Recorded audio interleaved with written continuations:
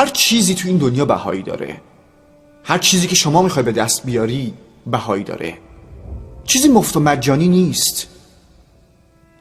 شما اگر چیزی رو میخوای، شما اگر خواسته ای داری، باید بهاشو بپردازی. کسی دیگه این بها رو نمیپردازه. کسی نمیتونه به جای شما به موفقیت برسه و بعد اون موفقیت رو تحویل شما بده. این کار شماست، این زندگی شماست، این خواسته شماست، این آرزوی شما و هدف شماست. شما باید بهاشو بپردازی. کسی دیگه نمیتونه به جای شما این کارو بکنه. افرادی هستن که شما راهنمایی میکنن، ولی شما تصمیم گیرنده و عمل کننده نهایی هستی، نه کس دیگه. موفقیت بهایی داره، باید بهاشو بپردازی. اگر میخوای به موفقیت برسی باید بهاشو بپردازی. خودت هم باید بهاشو بپردازی. بله، آدمایی هستن که میتونن شما راهنمایی بکنن، ولی اونا هیچ وقت نمیتونن نقش شما رو بازی بکنن. این نقش شماست، این شخصیت شماست.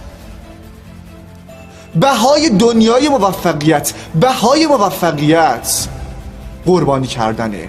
قربانی کردن خیلی چیزها که بهشون وابسته ای. قربانی کردن چیزهایی که دیگران نمیتونن ازش دل بکنن و تو دل میکنی و تأکید میکنی رو خواستت.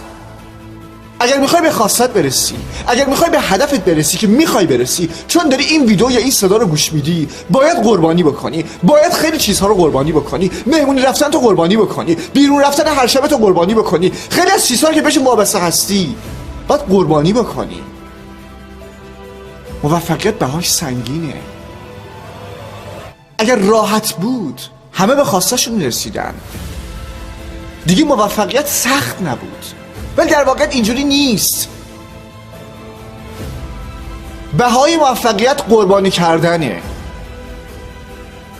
چیزهایی که فکر میکنید دست و بالتو بستن، چیزهایی که شما از طرف دور کردن، بعد اونها رو قربانی بکنی. میدونم بهشون عادت کردی، ترک عادتها خیلی سختن، ولی شما باید اونها رو بذاری کنار. چون موفقیت رو میخوای، چون خواستت رو میخوای، چون دوست داری به اون چیزی که باور داری برسی و باید قربانی بکنی و تحت هیچ شرایط کنار نکشی.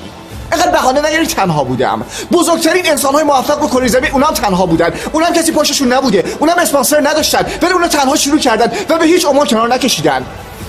اصلا کنار نکش. اجازه نده تنها بودنت بهانه‌ای واسط بشه. قله رو ببین.